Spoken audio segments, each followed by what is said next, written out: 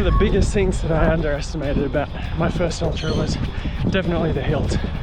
There was just so much more vertical than what I was prepared for, and well, I definitely did better at my next ultra at Kosciuszko with UTA 50 and my 100k only a matter of weeks away now. I think I need to do a lot more vertical.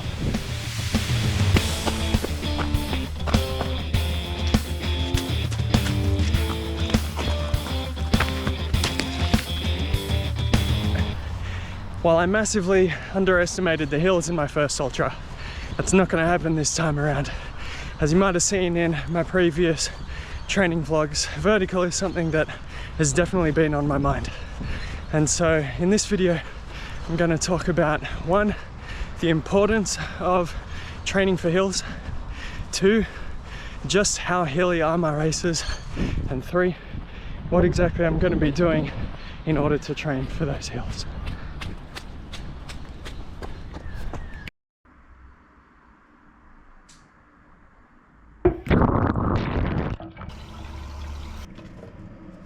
Well, it's Wednesday, which means time for some hills. But why? Why is it necessary to train for hills? Well, for starters, it uses different muscles. So going uphill uses a lot more of our hamstrings, our glutes, and our calves as well.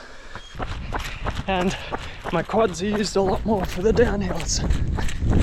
And secondly, it's good for injury prevention. So while I'm walking uphill right now, I'm still getting that aerobic benefit that I mentioned last time, but there's a lot less pounding happening through my lower legs. So I'm much less prone to lower leg injury by going uphill. And thirdly, I'm hoping to kind of improve my slowest kilometers a bit. Ultra running is not about seeing how fast you can start, it's about trying to slow down the least amount possible. And so I figure if my slowest kilometers can be a little bit faster, then that should really help to improve my time over a 50 or 100k race.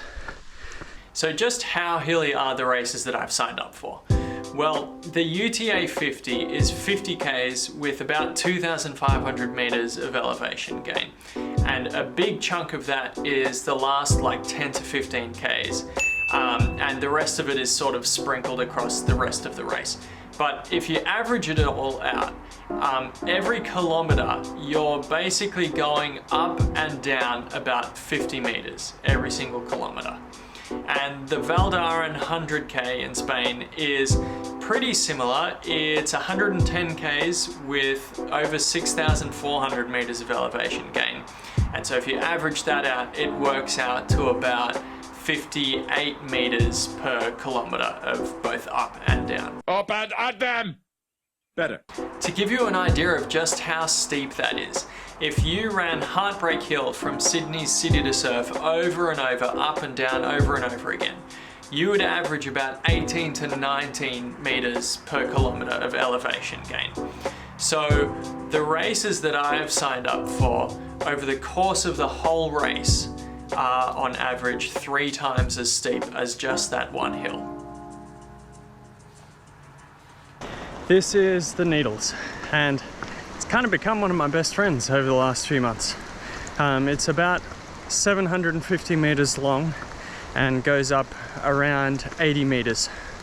And so I've probably done this, I think last time I checked it was 113 times in the last 90 days. So if I ran this hill about 73 times up and down, that would get me to 110 Ks and about 6,000 meters of elevation gain. So almost as much as my race in July. So I plan to fill up a lot of my week with doing repeats of this hill. The plan is to run down pretty fast and put a lot of strain on my quads, and then to hike back up so that I stay in my aerobic zone, but I'm still working those different muscles as well. I want to try to be training as similar to my races as possible, and in terms of elevation gain, this is the best that I've got, I think. So how's my training been going anyway? Well, overall it's been going pretty good. It's more or less been going to plan.